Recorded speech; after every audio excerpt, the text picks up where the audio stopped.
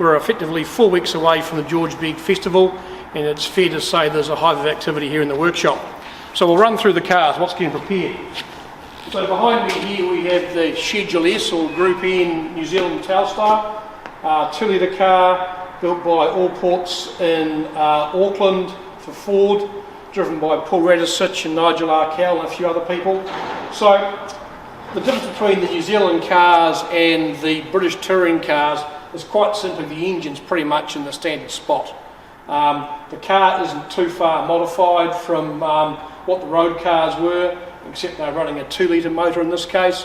They also ran a 2.5-litre motor V6, but the extra capacity of the engine means that the car was heavier, had rather some weight, and I believe that they ended up working out the 2-litre motor and the lighter weight was the best way to run the cars. So quite a cool car in its own way, quite a bit of Ford history. And then we'll talk to the next car, which is actually a Ford Mondeo built by Andy Rouse. So this car here is quite famous. This is the car that Paul Radisich drove to win the World Touring Car Cup in 1994. And these cars are quite different to the Telstar next door. In theory, they've got the same engine block, but the engine's probably something like 280 horsepower out of a V6 2-litre Ford-based engine. They run a sequential gearbox, whereas the Telstar runs a normal H-pattern, pretty much a road-going gearbox. But everything's moved around. Really in these cars, they had a Mondeo body shell, but all the suspension drivetrain is moved around to make the car quite a bit faster than the car next door. They're kind of roughly the same weight. This is 280 horsepower versus perhaps 240, 250, something like that. But this car's probably 5 or 6 seconds a lap quicker around Teretonga than New Zealand built cars. But also it goes back to capital cost. These cars cost hundreds of thousands of pounds to go and build, whereas that probably cost a couple $100,000 New Zealand dollars to go and build. So the next Mondeo I've got was built by the Wolf Grand Prix team in Germany. In Germany they had 2 levels of touring car.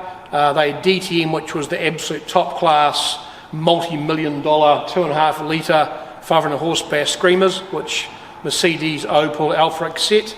And then they followed the rest of the world with FIA Class 2, or we call it Super Tourer. So this is what the Germans built compared to what the English built. So effectively the same engine and gearbox, but this car was actually built as a 4-wheel drive car. All of the manufacturers had a go at trying to make 4-wheel drive work in Super Touring, but effectively Audi are the only company that made it work. Nissan had a go, Ford had a go, and in fact Ford started out with rear drive. So that car started out rear drive in '93, went to front wheel drive because there was a weight differential. This car here started out 4-wheel drive. Now I'll just lift it up on the ramp and try to give you a feel for what that means. Right, so if you come underneath the car, as you can see, very similar subframe to what the other Mondeo's got, but the real difference is they've actually allowed the transmission tunnel to be formed for a drive shaft to go and drive a differential which would have sat in this carrier to drive the back wheels. So you can see this car was set up for 4-wheel drive, but they've really just taken the differential out and the drive shaft out and changed the hubs to make it front-wheel drive. Quite different floor plan to the other car, which was designed to be effectively front-wheel drive and doesn't have the great big gaps for a drivetrain. So interesting in its own right, but again, 4-wheel drive never successful for Ford. The Mondeos. So this car here was built in 2000 by ProDrive, David Richards' outfit in Banbury in England. Ford took it upon themselves to go and win the British Touring Car Championship at any cost, and we believe the cost to build and run the 4 cars they had was £12 million. It's a bit of a spaceship.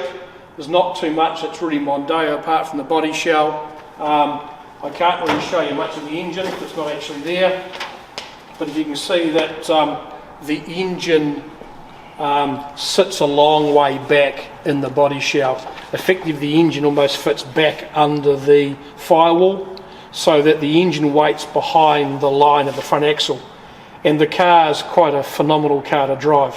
Hopefully we'll have it going for George Begg, and most of the engines back in the UK trying to get fixed, but we'll try our best. If it doesn't run, I'll let this be on display. But this car handles more like a single-seater. It's a phenomenal cornering car. It doesn't really have much more horsepower than the other cars, but it's really, again, 2 or 3 seconds of that faster than the older Mondeos, with the same tyre, not much more horsepower. It's all about chassis, and the chassis is quite phenomenal.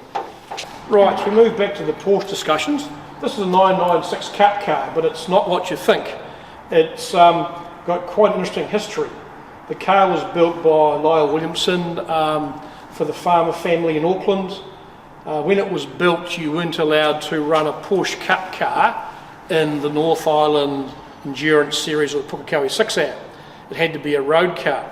So I'm led to believe this car was actually a Japanese road legal GT3 car, which then was brought to New Zealand, and they then built the car up to GT3 Cup spec. So it's still road legal, it's got a warrant of fitness, it's got registration, but it's a wee bit different from your average Porsche Cup car.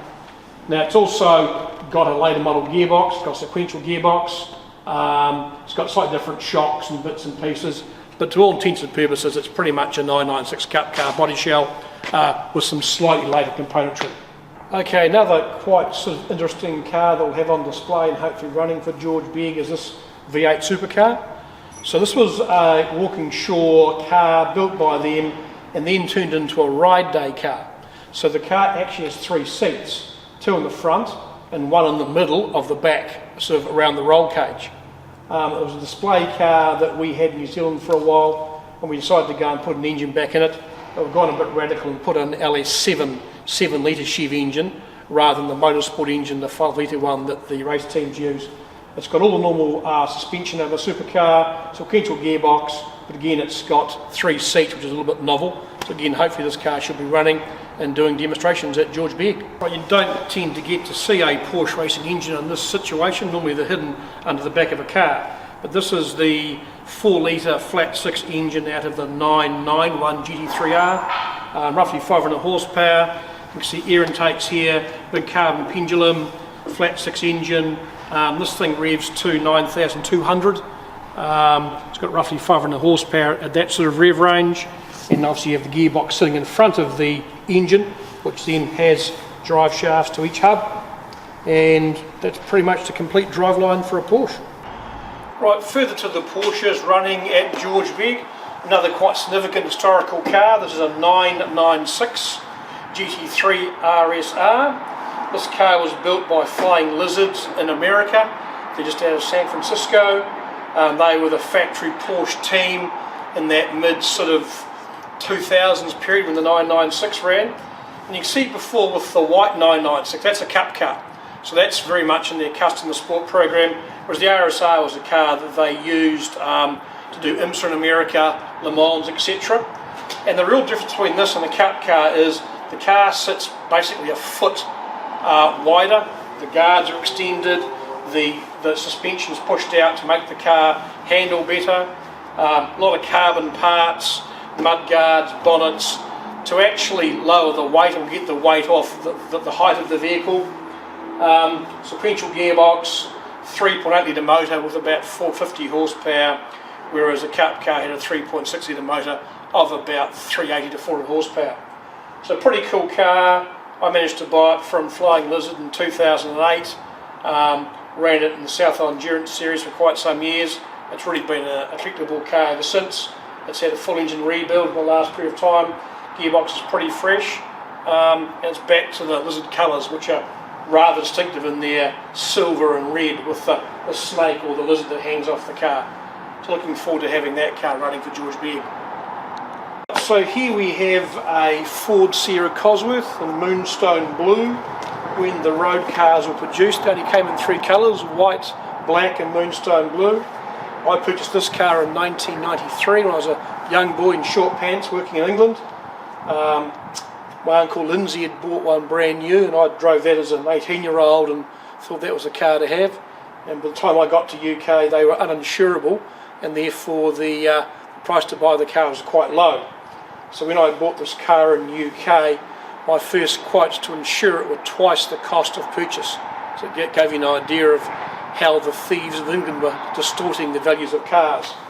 So the engine in the Sierra Cosworth is quite simple. It's a Pinto block, same as a Cortina, with a Cosworth 16 valve head and a turbocharger. So in road going nick, they were about 200 horsepower. The RS 500s, which were the homologated road going version of the race car, about 225 horsepower. They had a bigger turbocharger and 8 injectors. But when the race teams got hold of these cars, they were 500 to 600 horsepower. Now, we've got a couple of these racing Sierra Cosworths coming down. We've got the Peanut Slab car that's pretty famous, can be driven by Kane Scott. We've got the Dick Johnson Shell car, driven by John Bow. So it's great to see the road going version, and of course if you come to George Begg you get to go and see the race cars as well. Okay, this is a Hyundai TCR car. Now it's a car that's going to star in the TCR versus Super Touring Challenge. This is a bit of a novelty event. These cars are quite modern. TCR is a world touring car formula, very much of the later periods, whereas the Mondeos I've shown you inside are from the 90s. But they're pretty much the same concept with about 25 years of history between them. The Mondeos are about 1,000 kilograms, they're about 280 horsepower and run a 210 wide tyre. This Hyundai here is about 1,250 kilograms. It's got about 350 horsepower and a 280 wide tyre. And interesting enough, after 25 years, the performance of these two classes of car is quite similar. This car has more horsepower, has slightly more tyre, but has lots of extra weight. So 25 years of history, and these cars are actually quite comparable in performance. The Mondeos being lighter, with less weight, and the Hyundai here, which will also be racing with lots of Audis and a Volkswagen, against Super Tourers, is heavier, more horsepower, more tyre, but roughly the same output. Right, one thing Ford were known for in the early days was V8 engines. So here we have 4 different flathead V8 engines of various sizes and capacities, and at the very end we have a Lincoln Zephyr engine which is actually a V12. Same concept, but again for the luxury end of the Ford market being the Lincoln. Now Garth Hogan, a well-known drag racer and parts retailer, he put this collection together for us, and Garth's also going to be at the track with some of his Ford pad midgets. So we've actually got a bit of speedway experience on display also at George Begg, so come and see us.